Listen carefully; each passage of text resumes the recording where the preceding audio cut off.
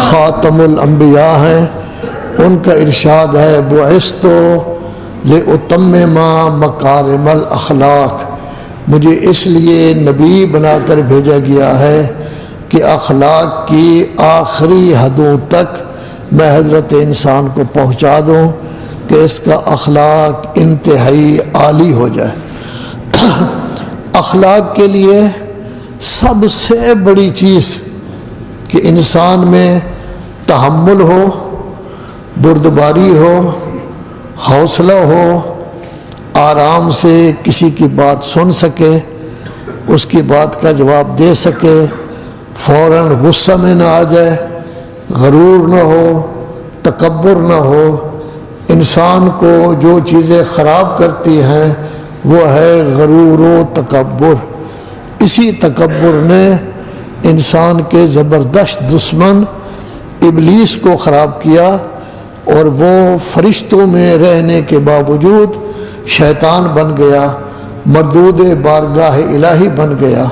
تو انسان غرور و تکبر کی بجائے تواضع، انکساری اور تحمل اور بردباری اس کے اندر موجود ہو۔ حضرت امام موسیٰ کاظم علیہ السلام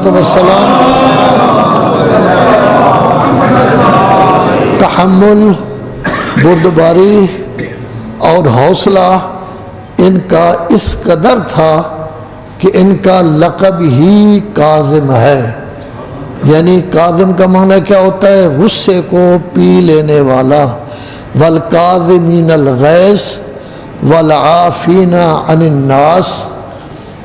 غلام روٹی سالن لے کر آیا ہے، سالن ان کے کپڑوں پر گر گیا ہے، تو ہماری حالت تو بڑی پتلی ہے، ہم تو اتنے غصے ہو جائیں گے کہ اس کو انسان ہی نہیں سمجھیں گے، پتہ نہیں کیا کچھ کریں گے۔ اپنے ہاتھ سے بھی تو گر جاتا ہے، پھر کیا ہوگا؟ پھر اپنے ہاتھ کو آدمی تھپڑ تو نہیں مارتا، لیکن نہیں، ہمیں تو غصہ آ جاتا ہے۔ حضرت نے کوئی غصہ نہیں کیا، لیکن وہ بھی اسی خاندان کا غلام تھا۔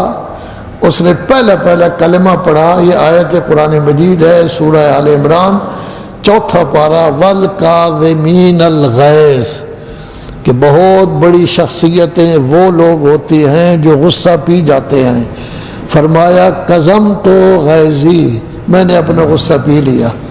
اس نے پھر دوسرا کلمہ کہا، والعافین عن الناس، یہ وہ لوگ ہوتے ہیں جو غصہ پینے کے ساتھ ساتھ معاف بھی کر دیتے ہیں، یہ نہیں کہ دل میں رکھتے ہیں پھر بعد میں ناراض ہوتے رہتے ہیں۔ فرمایا میں نے تجھے معاف کر دیا۔ اس نے کہا واللہ یحب المحسنین، اللہ تبارک و تعالی احسان کرنے والوں کو دوست رکھتا ہے۔ فرمایا جا میں نے تجھے آزاد کر دیا۔ کتنی بڑی عجیب بات ہے کہ اس نے اس سے غلطی ہوگی، اس نے جان بوجھ کر نہیں کی، کہ سالن گر گیا ہے، کپڑے خراب ہو گئے ہیں، لیکن اس کے باوجود نتیجہ کیا نکلا کہ اس کو صرف معاف ہی نہیں کیا بلکہ آزاد کر دیا ہے۔ تو ہمیں بھی جب ہم ان واقعات کو ذکر کرتے ہیں، کسی امام کی سخاوت کا تذکرہ کرتے ہیں، کسی امام کے گویا کہ جود کا تذکرہ کرتے ہیں، کسی امام کے صبر کا تذکرہ کرتے ہیں، کسی امام کی شجاعت کا تذکرہ کرتے ہیں، ان کا تذکرہ کیا کیا گیا ہے کہ قزم غیظ ہے، غصہ کو پی جاتے ہیں۔ ہمیں چاہیے کہ ان کو اپنانے کی کوشش کریں۔ ان کے ہاں 100% تھا، ہم چلو 1% کر لیں، 2%، 3%، 4%، اس طرح بڑھتے جائیں۔ تو امام کو کہا گیا کاظم یعنی غصہ پینے والا۔ حضرت امام جعفر صادق علیہ السلام وہ شخصیت ہیں جن کی وجہ سے ہمارے مذہب کو بھی جعفری کہا جاتا ہے۔ ان کے چونکہ جتنا کام فقہ جعفری اور اسلام کے نشر و اشاعت میں انہوں نے کیا ہے، اتنا کام کسی اور کو پہلے موقع نہیں مل سکا۔ تو حضرت امام جعفر صادق علیہ السلام نے، ان کے والد گرامی نے جو یونیورسٹی قائم کی تھی، ان کے زمانے میں وہ پوری دنیا میں واحد یونیورسٹی تھی جو مدینہ منورہ میں قائم تھی، اور مدینہ منورہ پوری دنیا کا مرکز تھا، یورپ کے لوگ اس میں آتے تھے۔ اب یورپ میں روم ہے جو مرکز ہے یورپ کا، جہاں ان کا پوپ بھی بیٹھتا ہے، وہاں روم کے لوگ بھی تھے۔ اسی طرح یورپ کا ترکی آدھا یورپ میں ہے، ترکی کے لوگ بھی تھے۔ ہند کی اس وقت شہرت تھی، ہندوستان کے لوگ بھی تھے۔ سندھ کا نام بھی اس وقت نمایاں تھا، ہند کے ساتھ ساتھ سندھ کے نام بھی تھے۔ اسی طرح افریقہ اس زمانے میں موجود تھا، حبشی لوگ بھی اس کے اندر گویا کہ کیا موجود تھے۔ گویا ہر رنگ کا، ہر زبان کے افراد اس میں باقاعدہ موجود تھے۔ اس کو کہتے ہیں بین الاقوامی یونیورسٹی۔ صرف یہ نہیں بلکہ ہر مذہب و ملت کے، اس میں کمیونسٹ بھی تھے۔ کمیونسٹ کا لفظ جو ہے وہ تو انگریزوں سے آیا ہے۔ 1917 کے بعد جب روس میں کمیونزم جاری ہوا، پہلے اس کو کہتے تھے زندیق یا دہریہ، تو زندیق اور دہریہ بھی ہے۔ بگڑے ہوئے مسلمان بھی تھے کہ اسلام کا کلمہ پڑھتے ہیں لیکن قرآن مجید کے بھی مخالف ہیں، کچھ اور چیزوں کے بھی مخالف ہیں۔ ہر قسم کے لوگ، ہر زبان کے لوگ، ہر مذہب کے لوگ موجود تھے۔ اس کو بین الاقوامی، بین المللی یونیورسٹی کہا جاتا ہے۔ تو ظاہر ہے کہ ان کی زندگی کے آخری حصے تک حضرت امام 20 سال کے ہو چکے تھے، تو یہ بھی اسی یونیورسٹی میں موجود تھے۔ قطع نظر اس کے کہ ہمارا مسلک ہے کہ وہ اللہ سے علم لے کر آتے ہیں، لیکن کہا جا سکتا ہے کہ وہ اپنے باپ کے زیر تربیت تھے۔ پہلے دادا کے زیر تربیت بھی رہے ہیں، اب باپ کے زیر تربیت تھے۔ تو 20 سال میں انہوں نے بہت کچھ حاصل کیا۔ ابھی چند سال کے بھی تھے، 6-7 سال کے تھے کہ حضرت ابو حنیفہ کی آمد و رفت حضرت امام جعفر صادق علیہ السلام کے ساتھ تھی، اور ان کا مشہور کلمہ ہے جس کو برادران اہل سنت چینلوں میں باقاعدہ ذکر کرتے ہیں کہ انہوں نے یہ کلمہ کہا تھا لولا السنتان لہلک النعمان، اگر 2 سال میں امام کی خدمت میں حاضر ہو کر نہ پڑھتا تو تباہ ہو جاتا۔ یہ کلمہ ہے حضرت ابو حنیفہ کا۔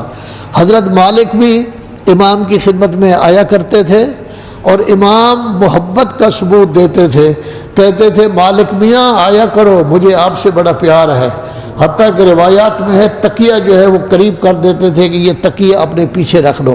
تو یہ لوگ بھی استفادہ کے لیے آتے تھے، کمیونسٹ آتے تھے، دہریہ آتے تھے، زندیق آتے تھے۔ 2 آدمی ہند کے ہیں، 3 آدمی سندھ کے ہیں، روم کے لوگ تھے، یہ سارے کے سارے موجود تھے۔ تو اسی زمانے میں حضرت ابو حنیفہ آئے، ابھی بچے تھے، ان کو تعارف نہیں تھا ان کا۔ دیکھا کہ جس وقت وہ تشریف لے آئے ہیں، جو مومنین بیٹھے ہوئے تھے ان میں تھوڑی سی حرکت پیدا ہوئی ہے، اٹھے ہیں لوگ، تو حیران ہوئے کہ ایک بچے کے لیے اٹھ رہے ہیں۔ پتہ چلا کہ یہ حضرت امام جعفر صادق علیہ السلام کے فرزند ہیں۔ انہوں نے 2 سوال کیے، بڑے چھوٹے چھوٹے سوال ہیں، ایک ذرا بڑا سوال ہے، ایک چھوٹا ہے، کہ اگر کسی کو ضرورت ہو باتھ روم جانے کی، تو اس زمانے میں باتھ روم تو نہیں تھے، wash room, bath room, toilet, جو کچھ بھی آپ کہتے ہیں، بیت الخلاء کہتے تھے ان کو، اب مختلف نام ان کے ہو گئے ہیں، تو وہ تو نہیں تھے۔ تو پوچھا کہ بیٹے یا فتح یعنی جوان، اگر کسی کو باتھ روم کی ضرورت ہو تو وہ کیا کرے؟ تو فرمایا توقع شطوط الانہار، نہر کے کنارے پیشاب نہ کرے۔ ایک، جو پھلدار درخت ہیں ان کے سامنے بھی نہ بیٹھے۔ 2، جو درخت لوگوں کے بیٹھنے کے لیے استعمال ہوتے ہیں، جیسے پیپل کا درخت، اور بڑے سے لوگ آ کے اس کے اندر بیٹھتے ہیں، سامنے سایہ کے لیے بیٹھتے ہیں، ان کے قریب بھی نہ جائے۔ 3، چوتھی چیز یہ کہی کہ جی مسجد یا اہم جگہ جو ہوتی ہے ان کی ڈیوڑی کے قریب بھی یہ کام نہ کرے۔ اور 5ویں چیز جو ہے وہ یہ کہی کہ قبلہ کی طرف بھی منہ نہ کرے، قبلہ کی طرف پشت بھی نہ کرے، وَزَعَ حَيْثُ شِئْتَ، جہاں چاہے پھر چلے جاؤ۔ تو گویا پورے 1.5 سطر میں پورے کا پورا خلاصہ بتا دیا کہ آپ نے باتھ روم جانا ہے تو اس کا طریقہ کار کیا ہے۔ تو ہمارے لیے بھی یہ طریقہ کار وہی ہے جو فرمایا گیا ہے، اس میں کسی قسم کی تبدیلی نہیں۔ قبلہ کی طرف منہ بھی نہیں ہونا چاہیے، قبلہ کی طرف پشت بھی نہیں ہونا چاہیے۔ بعض لوگ ایسے ہمارے بھی ہیں کہ بعض اوقات ایسا ہوتا ہے کہ قبلہ کی طرف پشت ہو جاتی ہے تو کہتے ہیں کوئی حرج نہیں، ناجائز ہے، قبلہ کی طرف پشت کر کے بیٹھنا بھی ناجائز ہے، قبلہ کی طرف منہ کر کے بیٹھنا بھی ناجائز ہے۔ دوسرا سوال کیا جو بہت بڑا معرکۃ الآراء مسئلہ ہے ہمارے درمیان اور ہمارے برادران اہل سنت، خاص طور پر اشعری۔ آج کل جو اہل سنت ہیں، پرانے زمانے میں اشعری اور معتزلی جو تھے ان میں سے اشعری یہ زیادہ ہیں۔ تو سوال کیا ممن المعاصی یا فتح، اے جوان یہ بتاؤ گناہ کون کرتا ہے؟ کیونکہ ان کے ہاں تو یہ ہے نا کہ ہر خیر ہر شر اللہ کی طرف سے ہوتا ہے۔ تو پوچھا کہ گناہ کون کرتا ہے، کس کی طرف سے یہ گناہ ہو رہا ہے؟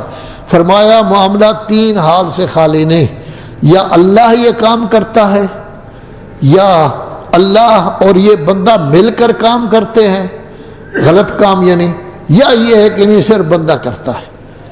اگر آپ یہ کہیں کہ اللہ کرتا ہے، خیر اور شر اللہ کی طرف سے ہو، کتنی بڑی عجیب بات ہے۔ یہ تو ظلم ہوگا کہ اللہ ہی گناہ کروائے ہم سے، پھر ہمیں آگ میں بھی ڈالے، جوتے بھی مارے اور ہمیں سزا بھی دی جائے، کوڑے بھی لگیں کہ آپ نے یہ کام کیوں کیا ہے، جبکہ اللہ خود کروا رہا ہے، ہم تو نہیں کر رہے۔ دوسرا جواب یہ دیا، دوسرا سوال یہ کیا کہ کیا یہ اللہ اور بندہ مل کر کرتے ہیں؟ تو یہ بھی ظلم ہے، انصاف نہیں ہے کہ دو شخصیتیں مل کر ایک کام کرتی ہیں، جو طاقتور ہو وہ بیچارے کمزور کو سزا دے اور خود آزاد پھرے، یہ بھی نہیں ہو سکتا۔ لذا نتیجہ یہ نکلا کہ گناہ خود انسان کرتا ہے، بندے کا اس میں کوئی دخل نہیں ہوتا۔